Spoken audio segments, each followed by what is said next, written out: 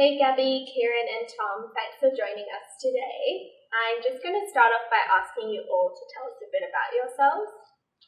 I'm Gabby. I'm a third year creative writing student. I'm about to graduate, which is very scary. And I'm also the copy editor of Scratch That. That's it. My name's Kieran Gregg, and I'm in my third year of law and creative writing.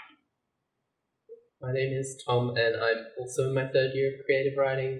I'm working on the QUT Literary Salon with Anahita and doing a bit of content writing for publications around Brisbane. That's so exciting. Sounds like you all have had pretty busy years. So what inspired your pieces?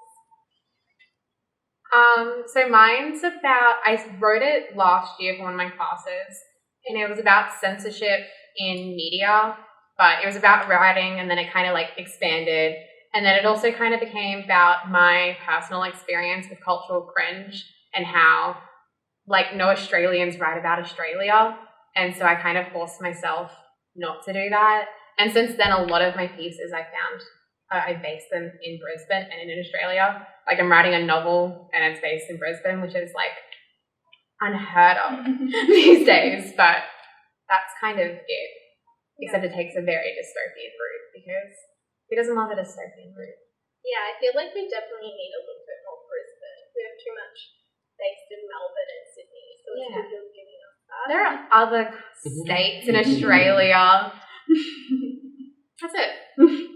Well, my piece was also written for a class, so I think the main thing that drove it was the deadline that I was working towards. But secondary to that, I also love stories that are kind of like a little bit spooky, a little bit scary, but also focus on emotional vulnerability and how that can be pretty scary as well. So, yeah. That's really cool. Yeah, sounds like an interesting relationship between those two. I started writing my piece at the beginning of isolation because I was sad and bored and thinking about how I was trapped in the house. And so I just started writing kind of like a travel reflection, I guess, and then picked it back up for one of the courses I'm doing this semester and decided to try and like use the grit and glamour of Paris to think about like the shames and joys we have like associated with sex and sexuality. Oh, that's That's great. So what drives you all to create and write? Deadlines. Yeah. I don't know. That's really it. The fear of like wanting, not the fear, but like wanting to be liked and having something that's good. I can be like, I did that. Yeah. Also that. That does feel good. That's really I feel like I really love like the feeling of writing and feeling like it's like an internal process that you're kind of like making into something as well, like that's concrete and it's finished, and that's like really exciting, but it comes from you as well, which is why I really love that writing. kind of like a polished diary. Yeah, almost. Yeah, it's little bits of yourself, which I really love. I think I just am really bad at expressing myself in real life and in other ways. So I think writing is the easiest way for me to get my thoughts out and to play with them and figure out how I feel about them. Yeah, I'm just bad at talking, so I write. That's right. I also like want to be famous. That's like a little part of it. So there's a little fame more in all of us, isn't there? Well, I can't wait for you all to be famous. Yeah. And show everyone this interview. Yeah, I spoke to them first. What are your favorite books and why? Mine's The Book Thief. I've done like 5 assessments on it so far, and so it's going real well. I don't know why I like it so much. I think the writing style is just so pretty, and like a book written but from the perspective of death, you wouldn't think it would be pretty and beautiful, but it is. Yeah, that's really why. I think mine, like I can't make a favourite book, but definitely the book which inspired me to write was Sharp Objects by Gillian Flynn, which I just love so much. Yes. And I think when I read it, it just really surprised me because I didn't realise you could write a book that was so dark and so kind of like layered. But it was also about women and sisters and daughters, and yeah, that's what I love to write about.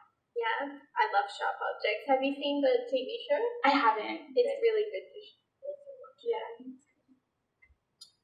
I really like, there's a book called, obviously, like, everyone has multiple favourite books, but there's this one called What Belongs to You by Garth Greenwell, and he writes, again, a lot about kind of like the dirty parts of sex and sexuality, but he does it in a way that's like very upfront, but also kind of like nice to read. Like I never feel smutty reading it. I feel kind of like recognized. Like His writing's so beautiful.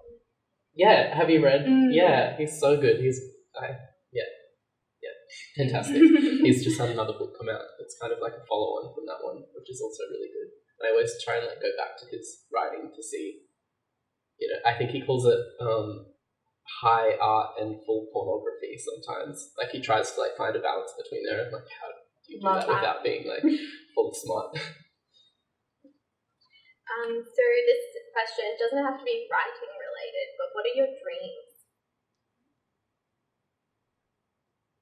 To be rich. To be a famous author, I guess. My like big dream is really weird. I don't know. It's like very different. Let's go there. But is to own a bookshop on a coastal beach, or like a coastal small town. That's my dream. You have your own book in the window? Yeah. But like also just a to be full rich. shelf of you. Yeah. You can only buy my book. Every book you get, you also get mine. Just like, you know. That's a good deal. Yeah, I think so. That's like my dream. But also to be an editor, to have a stable income. Yeah. Very opposing dreams, I guess, but You can do both. yeah. I'm a woman, I can do anything.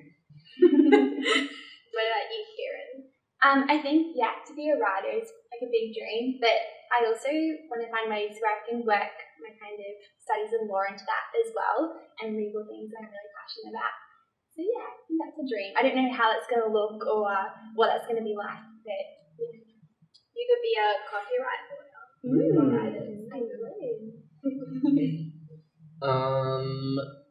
I don't really know what my dream is because I don't want to be disappointed if I don't achieve it.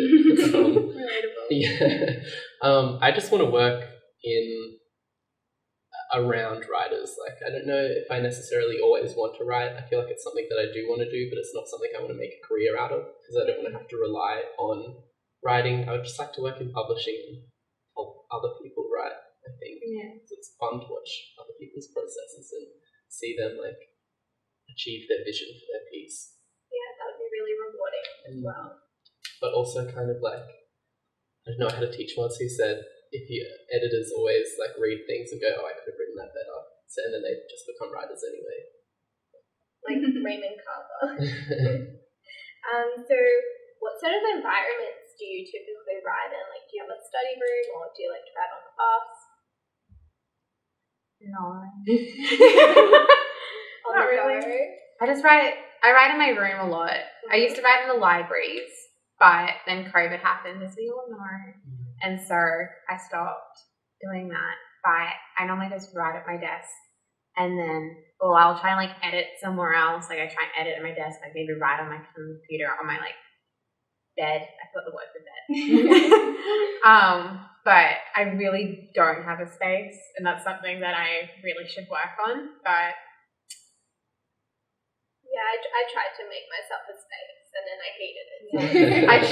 I tried to do the candle thing because people say like if you like light a special candle, it will like help like trigger being a better writer. And I did that for a little bit, and then I just gave up. Candles are expensive. Yeah. Yeah. Yeah. I'm the same. I write a lot in bed. It's like the only place I can like really think. So yeah, also a bad habit. But yeah, it's hurting my back after a I'm while. gonna like have one of those. Yeah. Just like, It's like it like curves back, and it's just like I have like stuffed pillows behind me. It's horrible. well, that makes me feel a lot better about writing in bed. But I like writing at bars and cafes, like, you know, like a low-key bar, and you have like one or two beers and there's like chatter around you, and it's like There's kind of like a nice energy in the room, and it feels like, I know, it's like studying in the library when everyone else is studying. It feels easier to study when you're like around other people who are like having a good time. You kind of like get into it and like, I don't know, kind of absorb all the sounds that are happening, and it goes into the piece. Yeah, it feels a bit less lonely. Yeah, because writing's so lonely. Yeah. So what do you guys like to do when you're not writing? Drink. Yeah. I do that while I write as well. Yeah. We love a glass of wine at the end of the week. Yeah, I work a lot. I don't really have anything else at the moment because of COVID and because of uni, so it's a little bit sad. Someone else go. I also work at a bakery, which I really, really love, and then I do some tutoring as well. Oh, that's cool. Yeah. What's your favourite thing to do? Oh, I don't do any baking, like luckily, because that would be bad. But I love selling our cinnamon sacrostans, which are like a croissant, or like encrusted with like cinnamon sugar. It's so good. So, yeah. My stomach is rumbling and it's just like made it a lot worse. So do any of you closely follow any magazines? Scratch that. That's not a plug. No. I mean, no need print magazines, but I love like Julia Darling. Yeah. It's one of my favourite ones. Yeah. Yeah, it's Julia Darlings as well, especially because they're good with like younger creative voices. Yeah. I try to follow most of them, most of the Australian ones, and some international ones on like Instagram and Twitter, just to see like what opportunities are coming up and what other people are writing. Like Voice Works is one that I do follow. Yeah. Really good. Well, I know Gabby said she likes Scratch That, but are any of you looking to submit to Scratch That in the future? I'd love to. You should. Great magazine. I'll be here next semester, so Good, you should do I'll it. get myself in there. I did want to do that this semester, but you know. Deadline. Yeah. Well, no, I'm sure they'd be really excited to read your work next year, so definitely submit. We've already got a way in. Yeah. They have to now. Thank you. So you love writing and drinking. Any other creative pursuits you enjoy? I don't know if it's creative. Sorry. No, you go. I don't know if it's really creative, but I really like cooking because it's like it feels like you can kind of take control of it, and like you don't necessarily have to follow a plan. You can kind of just chuck things in and make it, and it's like it's also not laborious like writing. It's not like exhausting. It's And you get something out of it. Yeah. I love baking for that same reason. But mostly because I'm really bad at art, like visual art. Yeah. Always being horrible. I wish I was good at doing stuff with my hands because it seems like a lot less intense than writing. It's maybe. fun. Well, I'm not great at. I'm actually like not an artist at all, but I love doing things with my hands. Like I do like little like crafty things, like Christmas decorations. That's so sweet. I love wrapping presents. I don't know if that counts, but it's really fun. And I like colouring in things. Yeah, that counts because it feels like I've done something artistic, but it has had no skill involved whatsoever. It sounds like peaceful though. It is, and you chuck on a show on Netflix and you start colouring. Highly recommend. That still counts. I'd say that's creative. I'm creative. What can I say? I was following all of Tom's cooking as well this semester. Whenever you posted on Instagram, it looked really good. I tried really hard to make that Instagram game good. So how would you all describe your writing styles? Sad. Sad. That's it. Sad and very confusing. Like, a lot of people say that they don't understand what's happening in a lot of my pieces. And I'm like, yeah, sounds about right. Oh, well. I love that. Yeah. I've been told my writing is quite like conversational. Like it kind of sounds like I talk, which I didn't really realise until someone told me. But I think that's really good because dialogue's a tricky one to nail. So that's a good compliment to receive. Yeah. I would say conversational as well. I feel like I like to feel like the reader to feel like they're close to me and like I'm not trying to be too rightly. I don't know. Yeah. But yeah, I don't know. You slip in and out of it with descriptions and stuff. Yeah. Maybe a little bit crass. Yeah, that's good. So do any of you have any social media accounts we can follow you on, or any writing blogs? I'm currently making a You're website for my making class. one? Me too. Yeah. Okay. It's not going great, but all you need is a path to creative writing. I didn't say that. But Gabby Cremond on Instagram. With one M? 1M. What about you? I'm at Kia Greg at Instagram, so CIARGIEIG. And I'm at average.tom, and then I've also got a digital zine that I run with a friend, which is at, I think at the moment our Insta handle is at rude.o.wtf, and our URL is rudemood.wtf. Yeah. Follow it, submit. Make us famous. Well, that's pretty much all the questions I have today. Thanks so much for joining me, and I'm really excited to see who's going to win. It was a nervous laugh Thank you. for all of us.